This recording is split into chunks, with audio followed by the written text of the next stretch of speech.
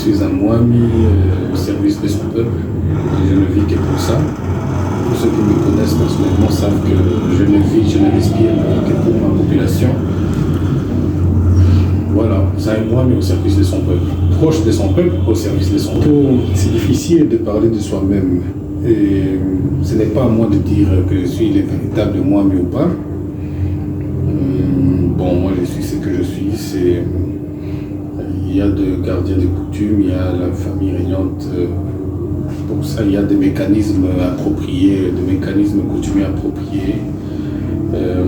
Donc j'ai vraiment du mal, ça me gêne beaucoup de parler de moi-même, de parler de ma petite personne.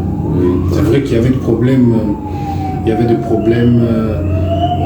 liés à l'ingérence des politiques, à l'ingérence des politiques qui voulaient manipuler et tirer les ficelles au niveau du pouvoir coutumier afin de mieux gérer la chefferie politiquement. Ce qui est d'ailleurs à la base de presque tous les conflits coutumiers au niveau de la province du Nord Kivu, ce sont les ingérences politiciennes.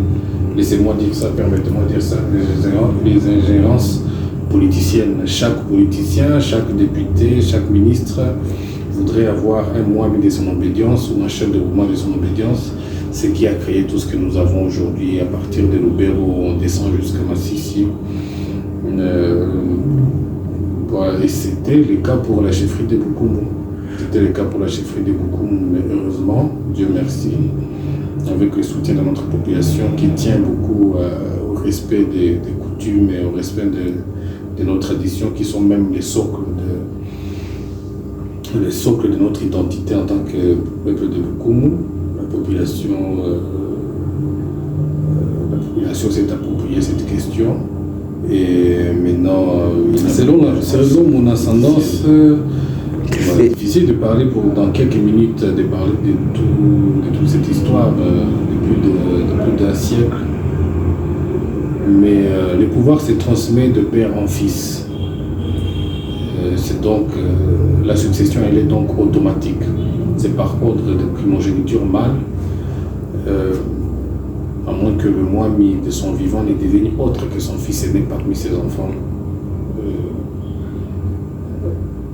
Et lorsque Mwami décède ou va auprès de nos ancêtres et que son héritier est encore mineur, on désigne l'un de ses plus proches parents pour assumer la régence en attendant que l'héritier atteigne la majorité.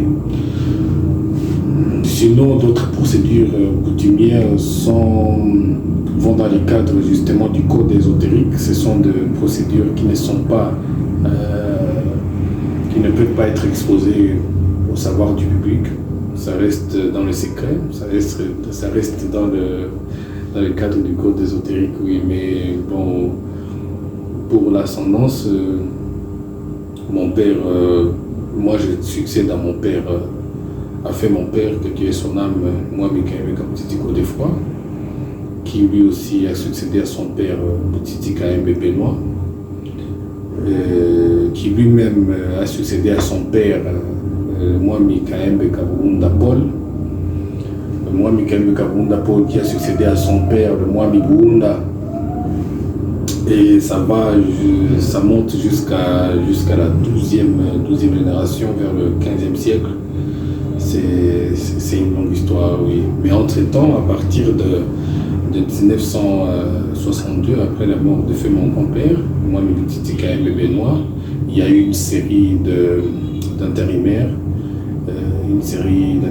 qui a été causée par justement des ingérences politiques et des troubles dans la ligne successorale dues à ces ingérences politiciennes. Jusqu'à mon accession de manière officielle et régulière au trône de mes ancêtres. Oui.